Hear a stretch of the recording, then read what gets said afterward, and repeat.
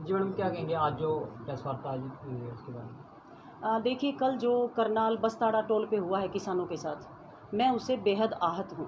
और क्योंकि हम लोग सरकार का हिस्सा हैं, इसलिए हमारी जिम्मेदारी बनती है कि हम कहीं ना कहीं कोई एक्शन लें। और उसी से आहत होकर आज मैंने जेजेपी पार्टी छोड़ने का ऐलान किया है, क्योंकि हम लोग बीजेपी के साथ अलायंस में हैं, हम लोग सत्ता में हैं। तो मैंने ये निर्णय लिया है कि हम सत्ता में नहीं रहेंगे। मैं अपनी तरफ से आज त्यागपत्र दे रही हूँ। क्या कारण रहे जी? आपने कहा किसान आंदोलन आप पहले भी जुड़े रहे हैं, तो आज ही क्यों, उससे पहले क्यों नहीं आपने किया? नहीं, मैं शुरू से ही जुड़ी हुई हूँ और हमारी कोशिश थी, क्योंकि दुष्यंत जी का भी ये बयान आया बार बार कि हम प्रधानमंत्री जी से बात कर रहे हैं, हम गृह मंत्री जी से बात कर रहे हैं। मुझे लगा कि कहीं ना कहीं ये सॉल्व हो जाएगा, क्योंकि मैं भी चाहती थी कि मध्यस्थता होकर इस मामले का सॉल्यूशन हो जाना चाहिए था, लेकिन अब तक हुआ नहीं। अब जब कल आंदोलन एक अलग चीज़ है, 9 महीने हो गए, 500 से ज़्यादा शहादत हो चुकी हैं।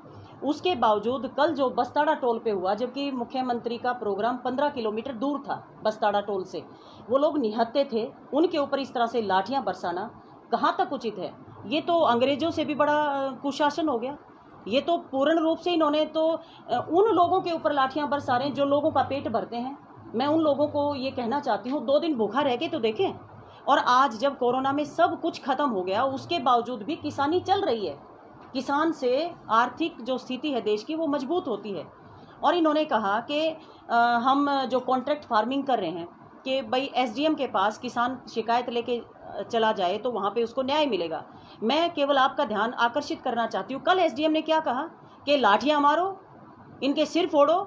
ये वीडियो खूब वायरल हुई है, आप लोगों ने भी देखी होगी। जो एसडीएम ड्यूटी मजिस्ट्रेट जो ये कहता हो कि इनके सिर फोड़ो, लाठियां मारो, क्या उनसे किसी न्याय की उम्मीद की जा सकती है? ये लोग बोलते हैं कि वो लोग न्याय करेंगे अगर आपके साथ कोई नाइंसाफी होती है। तो मैं तो बेहद आहत हूँ, इसलिए मैंने ये निर्णय लिया है कि आज जेजेपी पार्टी से मैं पूर्ण रूप से अपने आप को अलग कर रही हूँ। तो किसानों पे जो लाठीचार्ज हुआ उसको देखते हुए आप पार्टी रिजाइन कर? एग्जैक्टली, किसानों के ऊपर जो लाठियां बरसाई गई हैं, मैं उससे ही आहत हूँ और इसीलिए मैं आज त्यागपत्र दे रही हूँ। तो इस बारे में आपकी कोई जज्बा के वरिष्ठ नेताओं से बातचीत? त्यागपत्र के विषय में आए? त्यागपत्र के विषय में मेरी कोई बातचीत नहीं हुई, क्योंकि मैं कल जब मैंने वीडियो देखी, मैं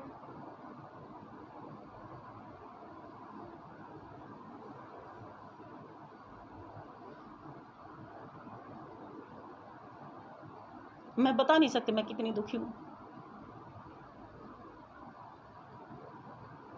क्या वो देश के लोग नहीं हैं? क्या उनको अधिकार नहीं मिला? क्या वो आंदोलन नहीं कर सकते, अपनी बात नहीं रख सकते?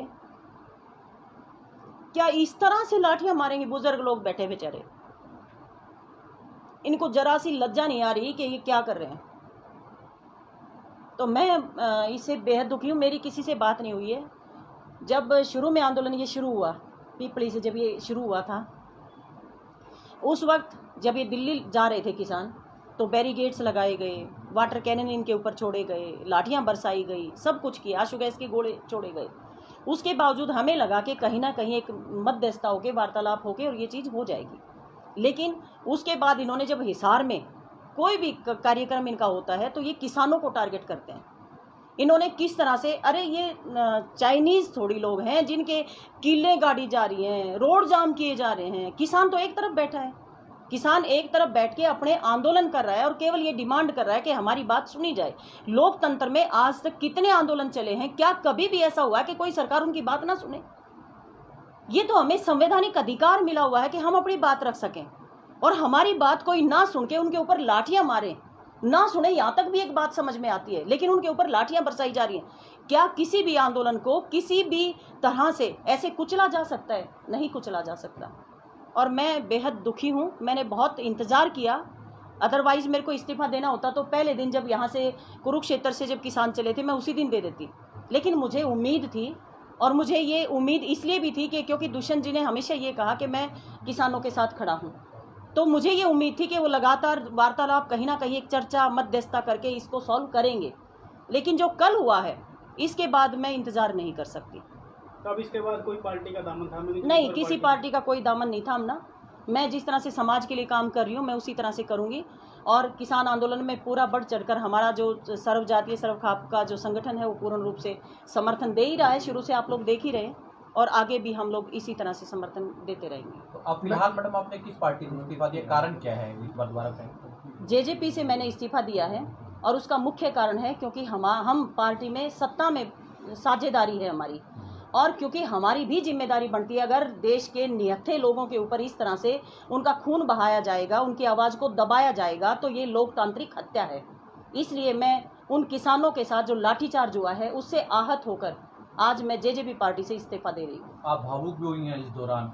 देखिए, ये बुजुर्ग लोग जिनके ऊपर लाठियां बरसी, आपने खून देखा होगा, खून इतना महत्वपूर्ण है कि हम ब्लड डोनेट करते हैं ताकि किसी को खून काम आ जाए, लेकिन जिनके शरीर में खून है उनको हम लाठियां मार के उनका खून निकाल रहे हैं। ये कहाँ का लोकतंत्र है? अभी थोड़ी देर बाद आप रवाना हो रही हैं किसानों को मिलने के लिए? बिल्कुल, हम किसानों से लगातार मैं मिल ही रही हूँ, लेकिन अभी भी मैं किसानों के साथ जाऊँगी और मिलूँगी। बेहद दुख की बात है और मैं बेहद आहत हूँ। जिस तरह मैडम अभी आपने कहा कि आपने इस्तीफा दिया, तो अधिकारी जो बड़े अधिकारी हैं पार्टी में, उनसे अगर दोबारा आपसे बात होती है, क्या आप दोबारा ज्वाइन करने के लिए अपने फैसले से पीछे हट सकते हैं? देखिए, मुझे बहुत उम्मीद थी दुष्यंत जी से, और मुझे था कि किसानों के लिए काम करेंगे, लोगों के लिए बात। उन्होंने हमेशा ये कहा कि मैं किसानों के साथ खड़ा हूँ, और उन्होंने मध्यस्थता करने की कोशिश भी की। लेकिन मैं तो ये कह रही हूँ, जब जहाँ जिस पार्टी के साथ उन्होंने एक ज्वाइंट वेंचर उनका है बीजेपी के साथ लेकर चले हैं, तो उनकी बात को अगर वहाँ नहीं सुना जाता तो मुझे नहीं लगता सरकार में उनको बने रहना चाहिए, उनको इस्तीफा देना चाहिए। और इसी से आहत होकर मैं इस्तीफा दे रही हूँ।